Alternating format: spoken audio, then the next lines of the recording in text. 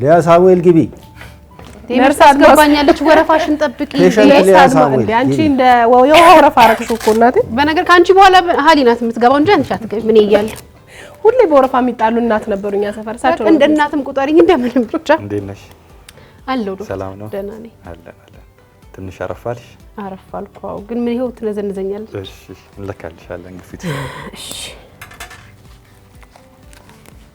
በርግጠኝነት እንትኑ የሚያሳየው ከናፍቆት ረፍት አድርግ ነው ምልክቱ የሚያሳየው ውጤቱኛ እነግርሻለን እናዝልሻለን ቀደም ማትበይ ነርሱ ግን በጣም እንተናለ ምን ተቀለበለ ያንተን ነው ማወቅ የምፈልግ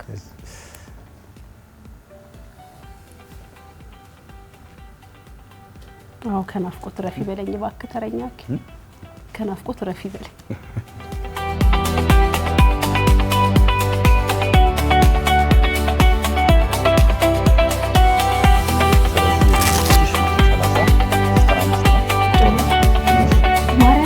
እዚህ ጋር ጨምዶኛል በጧት ነው ይሄንን ልብስ ቆንጆልኝ እዚህ አርገኝ ሌላ ትንሽ ተራንዲ ስለገባ እሱ ደግሞ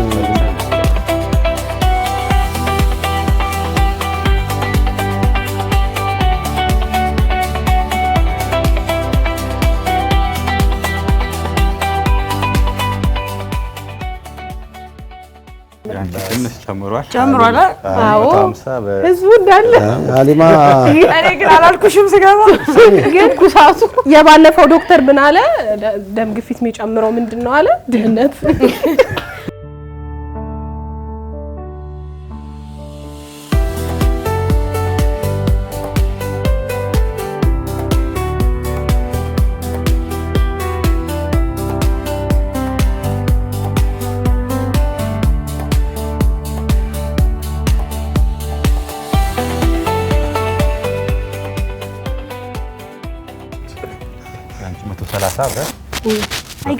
አይ ደህና እኔ 130 በ100 ከነሱ አንፃር አይ ሚን በ95 አይ ያንቺ ኖርማል ነው እሱ አቃጣይ ናት ኪሳት በመደዳ አቃጣይና አቃጣይ እቺ ነገር መርምርልኝ ኦክሲጅን መለኪያ ናት ኦክሲጅን መጠን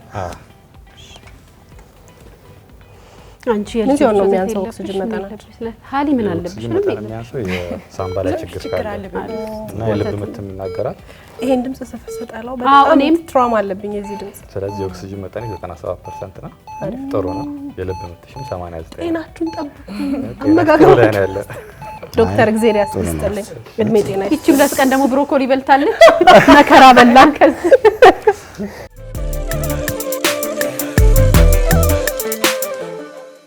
ተረኛ ሐኪም ሰዓታችን ላይ ደርሰናል ዛሬ የተረኛ ሐኪማችን ዶክተር ሳሊም ኡመር ዛሬ ከኛ ጋር ናቸው በዳግማዊ ምኒልክ ጠቅላላ ሆስፒታል የቀዶ ህክምና ስፔሻሊስት ናቸው ዛሬ ከኛ ጋር ተገኝተው ስለ ጡት ካንሰር ነው የምናወራው ማርቼትንና የጡት ካንሰርን የሚያገናኛቸው ነገር አለ ኮርስ የሴቶች ቀን ነውና የጡት ካንሰርን በብዛት የሴቶች ህመም ነው ሴቶች ላይ በብዛት የሚከሰት ስለሆነ እሺ ይገናኛልና አይ ቲንክ ማርቼት አካባቢ ላይ የጡት ካንሰር አዌርነስ ምናምን የሚሰጥበት ወር አይ ዶንት ኖ የትኛው ወር እንደሆነ አላውቅም ይሄ ወር መሰለኝ ለዛ ይገናኛል አንቺ ሳሊማ ያው ናፍቆት እንዳለችው ማርቼት የሴቶች ቀን ነው በጡት ካንሰር የሚጠቃው ወንድም ቢሆንም ግን አብዛኛው ሴት ስለሆነ በጡት ይጠቃል ወንድ በጡት ካንሰር እኔ እሱን አንድም ዶክተር በኋላ ላይ መስማት ፈልጋለሁ የሚባል ነገር ስለምናቀው ከዛ መጣሽው አንቺ አዎ አሰጣል ደረት ነው ጡት ነው ያለው ወንድ ልጅ ጡት አረ ባይዘው የሴት የሚያስንቅ ጡት ያላቸው ወንዶች አሉ ዶክተር ስለ ማርቼት የምትለው ነገር አለ ወይስ ያው ማርቼት የሴቶች ቀን እንደመሆኑ ያው እናቶቻችን እህቶቻችን እንደዚሁም ልጆቻችንን ምናስተዋወስበት ቀን ነው ስለዚህ ጡት ካንሰር ደግሞ ከሴቶችን በዋናነት ከካንሰሮች ሴቶችን በብዛት በመገኘት በሴቶች ላይ በመገኘት እንደዚሁም ደግሞ ሴቶችን ህይወት በማሳጣት አንደኛው ካንሰር ነው ስለዚህ በዚሁ ቀን ስለ ጡት ካንሰር አዌርነስ ለመፍጠር አስበን ነው ማለት ነው በዚህ በእያንዳንዱ ደቂቃ አንድ ሴት በጡት ካንሰር ዲያግኖስ ትደረጋለች ወይም ደግሞ ይገኝባታል በእያንዳንዱ ደቂቃ አንድ ሴት በጡት ካንሰር ህይወቷን ታጣለች ከ20 ሴቶች አንዷ ሴት በአለማችን ላይ በህይወት ላይፍ ታይም ሪስክ ወይም ደግሞ በህይወት ዘመኗ አንዷ ሴት ከ20ዎቹ በጡት ካንሰር ትያዛለች ስለዚህ ይህንን ስናይ ጡት ካንሰር ሴቶችን በአደገኛ ደረጃ ላይ በሴቶች ጋር ዘንድ የተሰራፋ እንደዚሁም ደግሞ ገዳይ የሆነ በሽታ ነው ማለት ነው። በብዛት ያደጉት ሀገራቶች ላይ ነው ኤክስፔክት የምናደርገው ያለውም እንደዛ ነው። እኛ ሀገር ላይም ግን አሁን እያደገ በጣም ፕሪቫለንሱም እየጨመረ ያለበት ሁኔታ ይገኛል። ከኑሮም ጋር ወይም ደግሞ አርባናይዜሽን ወይም ከተሜነት ከመምጣቱ አንጻር እየጨመረ ይገኛል። የሚለየው ግን ያደጉት ሀገር ላይ በጡት ካንሰር የሚሞተው ሰው በጣም ትንሽ ነው ወይም ደግሞ ዝቅ ያለ ነው። እኛ ሀገር ላይ ግን በጡት ካንሰር የሚሞተው ሰው ከፍተኛ ነው። አንዳንድ በተደረገው ጥናቶች ይሄ ምክንያት ብዙ ጊዜ ወደ ሕክምና ዘግይቶ ስለሚመጡ ነው። አንዳንድ ጥናት የሚያሳየው እንዲሁም 60% ሴቶች እኛ ሀገር ላይ ያሉት ወደ ሕክምና የሚመጡት ምልክቱን ካዩ በኋላ ከ4 ወር በኋላ ነው። ከ4 ወር በኋላ እኛ ጋር ሲደርሱ ወይም ሐኪም ጋር ሲደርሱ የደረጃ ወይም የጡት ካንሰር ደረጃው ደረጃ 3 ወይም ደረጃ 4 ስንት ፐርሰንት 70%ቱ በዛ ደረጃ ነው የሚገኘው። ከዛ የተያዙትን ደግሞ ስንጠይቃቸው 36%ቱ ስለ ጡት ካንሰር ሰምተው አያውቁ። መንስኤው ወይም ደግሞ የሚመጣበትን ምክንያት ደግሞ የሚያውቁት 1.5% ነው። ስለዚህ እንደ አጠቃላይ የጡት ካንሰርን በሴቶች ቀን አዌርነስ መፍጠር ነው የዚህ የዛሬ ፕሮግራማችን ዓላማ ማለት ነው። በጣም ጥሩ። ስለዚህ ቆንጆ ነው። እኔ ይህን ያህል ማብራሪያም አልጠበቅኩም ነበር። በጣም ሊያ የጡት ካንሰር በዘር ይተላለፋል? አዎ፣ ስፔሲፊካሊ የጡት ካንሰር ብቻ ሳይሆን ብዙ ካንሰሮች እኔ ባለኝ መረጃ በዘር የመተላለፍ ስላለሽ ነው የተጠየቅሽው? ስላለሽ እንዴ እኔ ደህና ነኝ። እንዴ ኩሪ ተላለፈ አድማስ ትገቢያለሽ። ለጡት ካንሰር ስለ ጡት ካንሰር ነው የተጠየቅሽው። በእጅሽ ያለው ላይ እሱን ተመርክዘሽ መልሽ። ሌላ ካንሰር ውስጥ አትግቢ። እሺ አሃ አድማሱ ለምን ታስፈልገኝ? ይተላለፋል ብዬ አስባለሁ። እሺ ናፍቆት አሁንም መተላለፍ ሳይሆን ላይክ በዘር በጡት ካንሰር የተያዘ ሰው ካለ አንተም የመያዝ እድልህ ሰፊ ነው። ተላልፎ ይሁን ጄኔቲካሊ ምን እንደሚያገናኙ አላውቅም። ተላልፎ ነው እንጂ አንሰጣቸው በሲሪንጅ ሰራ ሊያ እኔ እውቀቴን ለራስ በቃ እኔ አንቺ ልጅ በጣም እየተከታተልሽ ሀሊማስ እኔ የሚተላለፍ አይመስለኝም። ዶክተር ይተላለፋል እንዴ በዘር? ስለዚህ የጡት ካንሰር አብዛኛው 70% የሚሆነው በቻንስ ነው። ስፖራዲክ ይባላል። ማንም ሰው በቻንስ ሊፈጠርበት ይችላል ማለት ነው። ከ15 እስከ 20% የሚሆነው ፋሚሊ ያለው በቤተሰብ ውስጥ ሊገኝ ይችላል። ምን ማለት ነው? አንድ ሁለት ቤተሰብ ውስጥ ሊገኝ ይችላል ማለት ነው። ከዛ ውስጥ ሌላው ደግሞ ከ5 እስከ 10% የሚሆነው እንትን ነው፣ ሄሪዲተሪ ነው። ምን ማለት ነው? የሚተላለፍ ወይም ደግሞ ከዘር የዘረመል ሙቴሽን ወይም ደግሞ ጂን ሙቴሽን ብራካዋና ብራካቱ የሚባሉ አሉ። ሌሎችም አሉ። እነዚህ ዘረመሎች ሲቀየሩ ከአንድ እናት ወይም ወደ ልጅ እንደዚህ የተላለፈ ከዘር ወደ ዘር ሊመጣ ይችላል ማለት ነው።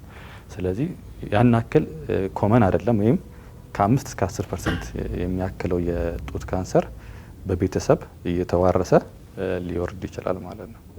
አይ ጥሩ። እሺ ጥሩ ነን አይደል ያለ ነው ዶክተር። አሁን ለጡት ካንሰር የሚያጋልጡ ምግቦች፣ መጠጦች አሉ ብላችሁ ታስባላችሁ? በተለየ መልኩ ይሄ ነገር ለጡት ካንሰር ያጋልጣል የሚል እውቀቱ የለኝም። ግን ደግሞ ልክ አሁን ለሌሎች በሽታዎች እንደሚያጋልጠን ሱስ፣ አልኮል መጠጣት ሊሆን ይችላል፣ ሲጋራ ማጨስ ሊሆን ይችላል፣ ጡት ካንሰር ሊያመጣ ይችላል ብዬ አስባለሁ።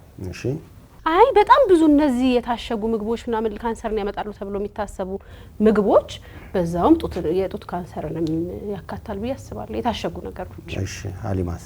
የታሸጉ ምግቦች፣ ፍሬሽ ያልሆኑ ምግቦች፣ አንዳንዴም ደግሞ ጡት መያዣም ይመስለኛል ማለት ሲልከኖች ይሄ የሚጠቀሙባቸው ንጥረ ነገሮች ምናልባት ልክ ነው። አሁን እቺቴ እንዳለችው ባል ያለችው ላግዛት። በእውነት ይሄ የጡት ማስያዣ ብረት ላይ ያሉ ነገሮች በሳይንስ ይረጋገጥ አይረጋገጥ አናውቅም። ግን አንዳንድ ጊዜ ስናነብ እንደዚህ ጡት ማስያዣ ላይ ያሉ ብረቶች፣ አንዳንድ ባዕድ ነገሮች ጡታችን ላይ የምናረጋቸው ነገሮች በዚያ። እስቲ ይሄን ጥያቄ ከምግብና ከመጠጥ ይመጣል ይሄ በሽታ? አብዛኛውን ብለውታል።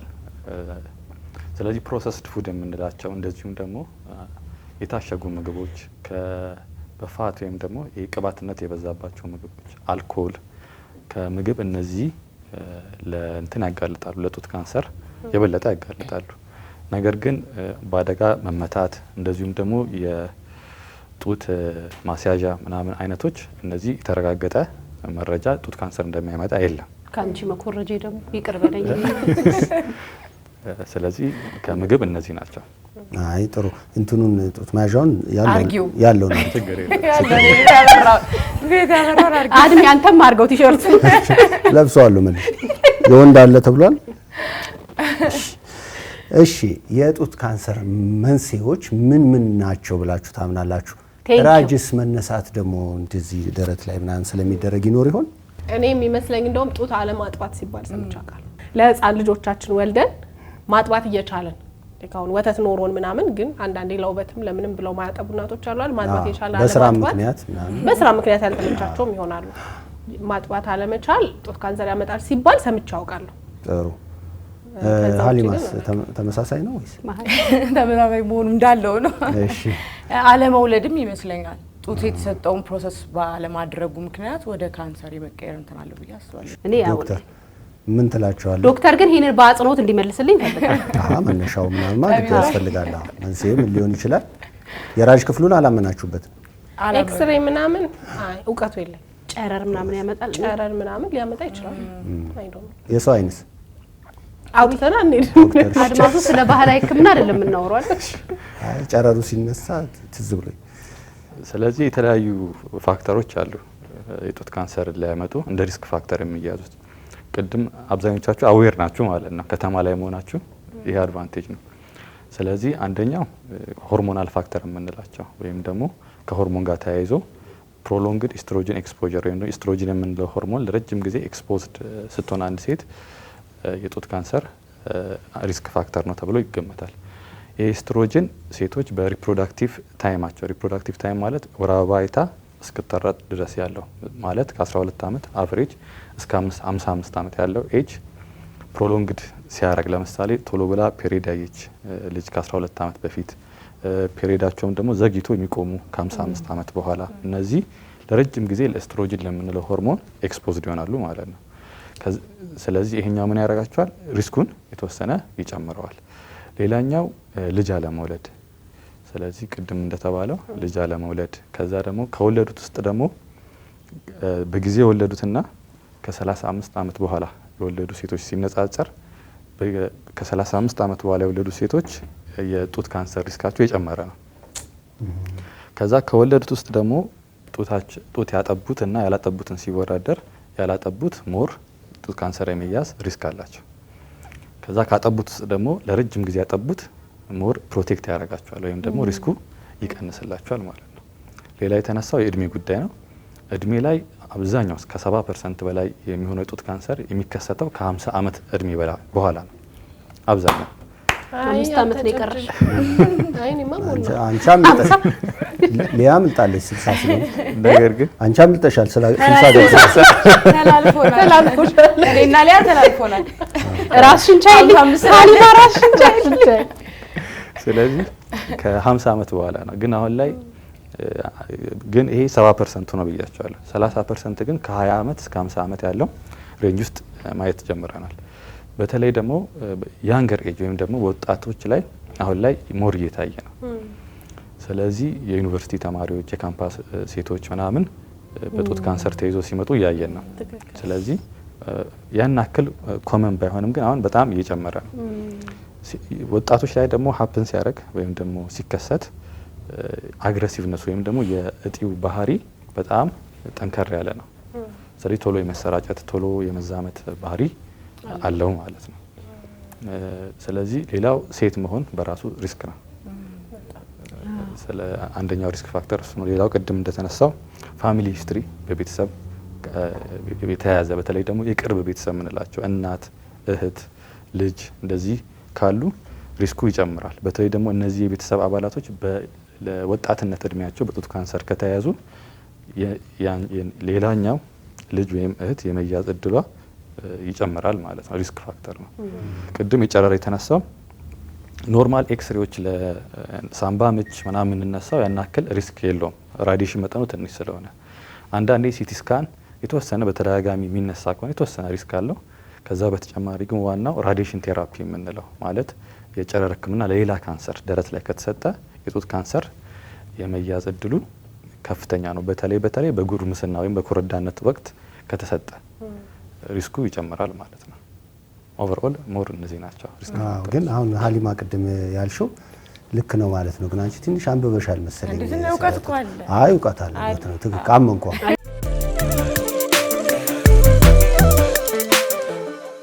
የጡት ካንሰር ምልክቶች ምን ምን ናቸው? ከዛ በኋላ ደግሞ ምልክቱ ከታየ በኋላ መጀመሪያ መወሰድ ያለበት የምርመራ አይነት ምን ይሆናል ብላችሁ ታስባላችሁ?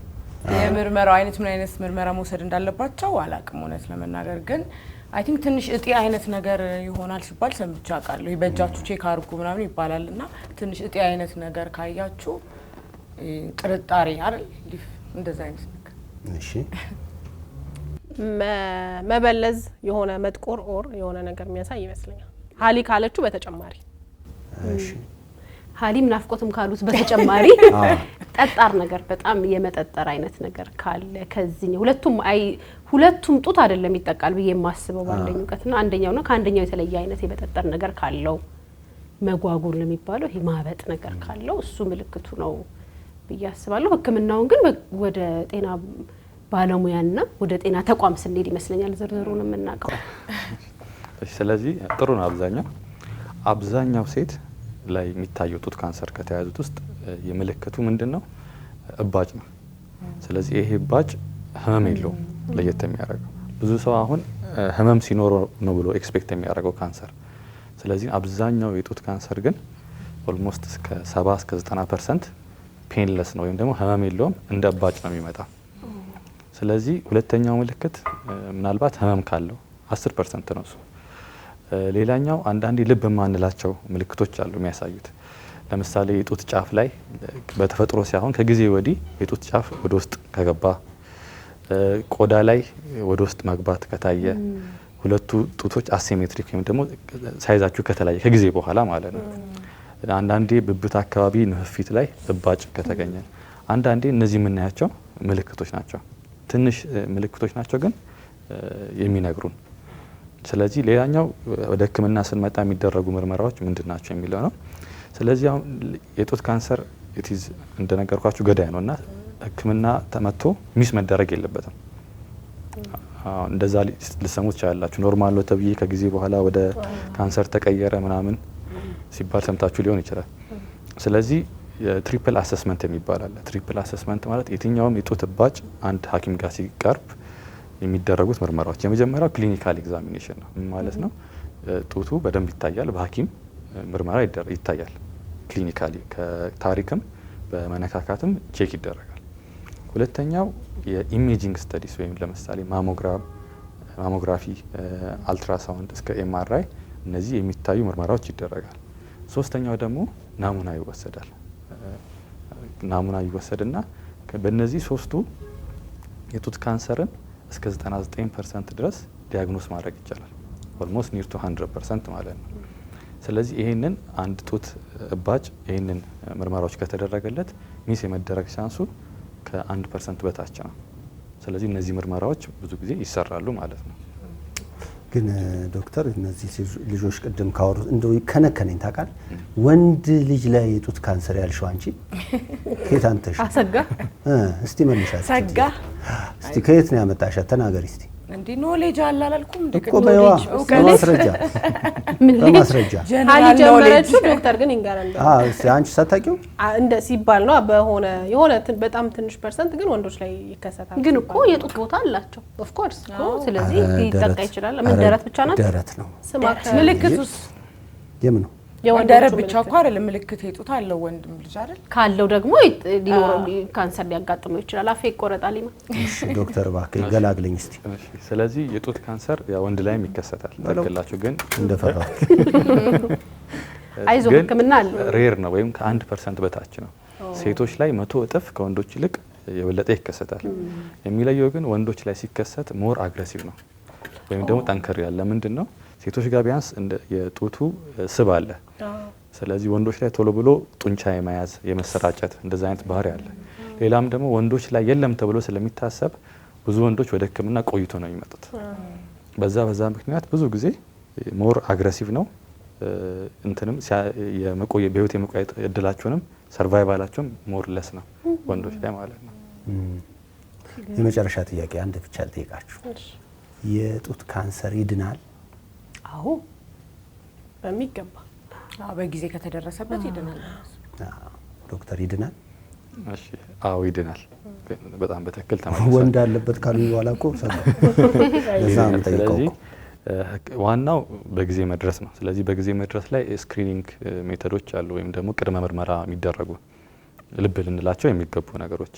ስለዚህ የመጀመሪያው አንዳንዴ ስለ ብረስት አዌር መሆን ያስፈልጋል። ስለዚህ አንድ ሴት ወር አበባዋን ካየች በኋላ ከ5 እስከ 7 ቀን የጡቷ እብጠት ሲቀንስ ወይም ህመሙ ሲቀንስ ያኔ መስታወት ፊት ቆማ ጡቷን በመዳፎቿ የዳሰች ቼክ ማድረግ ይመከራል። ሁለተኛ ደግሞ ቢያንስ እድሜያቸው ከ30 እስከ 40 ያሉ ሴቶች ከ1 ዓመት እስከ 3 ዓመት ኤቭሪ ክሊኒካሊ ሐኪም ቤት ሄደው ቼክ ቢያስደርጉ ይመከራል። እንደ ስታንዳርድ ግን ከ40 ዓመት ጀምሮ ሁሉም ሴት ሐኪም ቤትም እንደዚሁም ማሞግራፊ የሚባል ስክሪኒንግ ሜተድ ቼክ ይደረጋሉ በየአመቱ። ስለዚህ በዓለም አቀፍ ደረጃ ይሄኛው ሪከመንድ ይደረጋል። ምክንያቱም ምንድነው ምልክቱን ሳያሳይ ቶሎ ለማግኘት ማለት ነው። ቅድም እንደተባለው በጊዜ ከተገኘ የጡት ካንሰር ሰርቫይቫሉ በጣም አሪፍ ነው። ስለዚህ ደረጃ አለው። ስለዚህ ደረጃ 1 እስከ 4 አለው።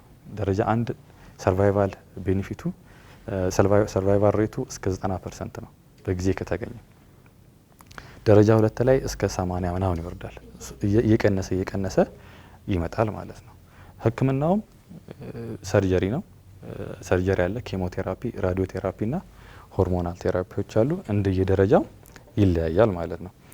ስለዚህ ሜቢ አንዳንዴ ሰዎች የሚያነሱት ጥያቄ የጡት ካንሰር የያዘው ሰው ምን አይነት ሰርጀሪ ነው የሚሰራለት? ሙሉ ጡቱ ነው የሚወገደው ወይስ እጢው ብቻ ነው የሚወጣው የሚል አንዳንድ ጥያቄዎች ታካሚዎቻችን ጋር ብዙ ጊዜ ግር ይላቸዋል። ከመጡ በኋላ ጡቱ እንዲወገድ አንፈልግም እንደዛ ሳይኮሎጂካሊም በኋላም ስለሚጎዳቸው ማለት ነው። ደረጃ 1 እና ደረጃ 2 ከሆነ ብረስት ኮንዘርቪንግ ሰርጀሪ የሚል ኦፕሽን አለ። ስለዚህ የጡት ካንሰሩን እስከ ኖርማል 1-2 ሴንቲሜትር ማርጂን ይደረግና ይወጣል እስከ ኖርማል ማርጂን ተደርጎለት። ከዛ በኋላ ግን እንዳይተካ ምን ያስፈልጋል? የራዲዮ ቴራፒ ወይም የጨረር ህክምና ይፈልጋል ማለት ነው። በተለይ ይሄኛው ለወጣቶች ያላገቡ እንደዚህ አይነት ሴቶች ሳይኮሎጂካሊም ስለሚጎዱ ይሄ ኦፕሽን በሀገራችንም ላይም አለ። ስለዚህ ኦፕሽን በተለይ ቅድሚያ ቶሎ ብሎ ከመጡ ማለት ነው። አንዴ ግን ደረጃ 3 ከገባ ሰርጀሪው ሙሉ ጡቱን ማስወገድ ነው የሚሆነው። ንህፊትም ይለቀማል። ከሰርጀሪ በኋላ ወይም በፊት እንደ ሁኔታው ኬሞቴራፒ ይሰጣል። የጨረር ህክምናም አለ፣ እንደዚሁም የሆርሞናል ቴራፒ አለ ማለት ነው። በአጠቃላይ የጡት ካንሰር መዳን ይቻላል በጊዜ ከተመጣ ስክሪን ከተደረገ ይሄንን ማስቀረት ይችላል ማለት ነው። ቶታሊ ኪውረብል ነው። ኢቭን ጡታቸው የተወገዱ ሰዎች ራሱን አሁን ላይ የፕላስቲክ ሪኮንስትራክሽን ሰርጀሪዎች እየመጡ ነው። ኢምፕላንት መደረግ ይቻላል። ስለዚህ ብዙ ኦፕሽኖች አሉ። ብዙም ተስፋ የሚያስቆርጥ አይደለም። ዋናው በጊዜ ስክሪን አድርጎ በጊዜ ዲቴክት አድርጎ በጊዜ ማከም ነው ማለት ነው። አመሰግናለሁ ዶክተር። ጥያቄ ይኖራቸዋል? በደንብ የተብራራ ይመስለኛል። ምንም ጥያቄ የለኝም። ግን ከሌሎች ጥያቄዎች እህቶቼ ጥያቄ ካላቸው ከዛ ጋር እያይዘ ዶክተር በሀገራችን የጡት ካንሰር ህክምና ምን ደረጃ ላይ ነው ያለው? ዓለም አቀፍ የሴቶች ቀንን እያከበርን ነው። ዶክተር ሳሊም ደግሞ ስለ ጡት ካንሰር በጣም ጥሩ ማብራሪያ እየሰጠን ነው። በድጋሚ በመላው ዓለም ለምትገኙ ሴቶች መልካም የሴቶች ቀን እንላለን። የእኔ ጥያቄ ደግሞ አሁን የነገረን የሰርጀሪ አይነቶች አሉ አይደል? መጀመሪያ 1ኛና 2ኛ ደረጃ ላይ ያለ የሚሰራው ሰርጀሪ ፈንክሽናል ይሆናል ወይ? ለምሳሌ ያቺ ሴት ከዛ በኋላ ብትወልድ ማግባት የምትችልበት አይነት ጡት ነው ወይ የሚሆነው? ሳይቆረጥ ደግሞ ልክ ቀደም ብላ ደርሳበት ከታከመ በኋላ እንደ ማንኛውም እናት ጡት ማጥባት ትችላለች ወይ? ኦልሬዲ ካንሰር ተከስቶባት ግን ደግሞ ሳይቆረጥ ታክማ ከዳነች በኋላ ትችላለች ወይ? ከዛ ውጭ ደግሞ ተቆርጦ ካንሰር ሆኖባቸው በህይወት ያለፉ ሰዎች አውቃለሁ። ጡታቸው ኦልሬዲ ተቆርጧል ግን ደግሞ ካንሰሩ አልዳንም እና እንደዛ የሚያጋጥመው እንዴት ነው? እኔ ደግሞ ጥያቄ ከውበት ጋር ለውበት ተብሎ የሚሰሩ ፕላስቲክ ሰርጀሪዎች አሉ አይደል? ለጡት የሚሰሩ ልትሰሪ ነው ወይ? እንዳትሰሪ አልልሽ ማሳዘንሽኝ እንደሱ መሰራቱ ለካንሰር ያጋልጣል? መሰረታዊ ጥያቄ ነው። ኦኬ። ስለዚህ እስካሁን ባለው ስተዲዎች ካንቺ ልትጀምርና የሚያሳዩ መርማንቶች የሉም፣ ስተዲዎች የሉም። ለካንሰር ዋናው ቅድም እንዳልኳችሁ 3 መሰረታዊ ሪስክ ፋክተሮች አሉ። አንደኛው እድሜ ነው፣ ሁለተኛ ጾታ ነው፣ ሶስተኛ ደግሞ ፋሚሊ ሂስትሪ ናቸው። ስለዚህ አደጋ መድረሱ እዚህ ጋር መቆረጡ ምናምን ያናክል የተረጋገጠ ሪስክ የለም፣ የተረጋገጠ ማለት ነው። ስለ ብረስት ኮንዘርቪንግ ሰርጀሪ የተነሳው ይሄ ደረጃ 1 እና ደረጃ 2 ላይ ከተገኘ እንደ ኖርማል ፈንክሽኒንግ ብረስት ነው የሚሰራው። የተወሰነ ፓርት ኦፍ ዘ ብረስት ነው ሪሙቭ የሚደረገው። ኢቨን አንዳንዴ እሱም በተወሰነ ደረጃ ከኖርማል ቅርጹ ስለሚቀንስ ማማሩ የሚሰራ ይሄ ኦንኮፕላስቲክ ሰርጀሪ የሚባል አለ። እንደዛም መሰራት ተጀምሯል። ስለዚህ መጠኑም ከዚህኛው ከቀሪው ጡት የማይመጣጠን ከሆነ እሱንም የማመጣጠን ስራ ኖርማል ሼፑን እንዲይዝ የማድረግ ስራም እንደዛም አሁን በሀገራችን እሱ ላይም ተደርሷል። እሱ የተሰራ ነው። ስለዚህ ሳይኮሎጂካሊ ኦልሞስት ምንም ፊል አያረጉም ማለት ነው። ይሄ ግን መሆን የሚችለው የመጀመሪያ ወይም የሁለተኛ ደረጃ የጡት ካንሰር ላይ ከተደረሰበት ማለት ነው። ግን ከዛም በኋላ ምን ያስፈልጋል? ይሄኛው ራዲዮ ቴራፒ ያስፈልገዋል። የመመለስ እድሉ ከፍተኛ ስለሆነ ማለት ነው።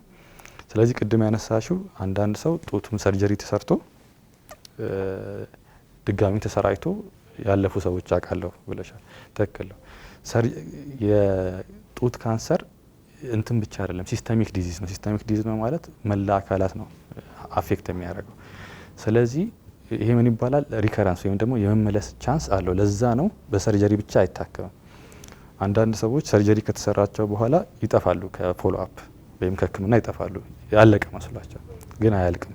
ስለዚህ ኬሞቴራፒ ያስፈልጋል። ኬሞቴራፒ በትናንሽ የማይታዩ በደም ስርም የተሰራጩ ካሉ እሱን ቴክ ኬር ያደርጋል ማለት ነው። ስለዚህ አንዳንዶቹ እጢዎች ሰርጀሪም ተሰርቶ ሊታካም ይችላል፣ ሊሰራጭም ይችላል ማለት ነው። እሱ ብዙ ፋክተሮች አሉት። አንደኛው የቲዩመሩ ታይፕ የሁሉም ሰው ይለያያል። ስለዚህ እዛ ሴትዮ ላይ የነበረው የእጢ ወይም የካንሰር አይነት አግሬሲቭ ከነበረ ሊተካ ይችላል ማለት ነው። ስለዚህ እነዚህ ፕሮባቢሊቲዎች አሉ ማለት ነው። የሀገራችን የደረሰበት ደረጃ ቅድም እንዳልኩሽ ነው። ድሮ ብረስት ኮንዘርቪንግ ሰርጀሪ አይሰራም ነበር። አብዛኛው መቆረጥ ነው ያለው ኦፕሽን። ለምንድን ነው? የራዲዮ ቴራፒ ኦፖርቹኒቲ የለም ሀገራችን ላይ አልነበረም። ከነበረም ጥቁር አንበሳ ነበረ። እሱም ወረፋ በጣም ረጅም ነው።